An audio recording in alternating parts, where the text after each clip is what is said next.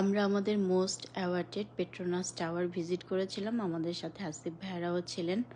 আমরা যেই টাইমটাতে টুইন টাওয়ার ভিজিট করতে গিয়েছিলাম টাইমটা ছিল ইভিনিং, আর এই টাইমটাতে টুইন টাওয়ারের সামনে যে ফাউন্টেনগুলো ওগুলো ওপেন থাকে। সো দেখাই যাচ্ছে ফাউন্টেনগুলো কতটা colourful, different colours the fountain. So it makes the environment so vibrant. এরকম একটা এনভায়রনমেন্টে থাকলে যে কারো মুডই অটোমেটিক্যালি ইউফোরিক হয়ে যায়। আমরা অনেকক্ষণ বসে এই এনভায়রনমেন্টটা এনজয় করেছিলাম। And this twin tower is the largest twin tower in the whole world.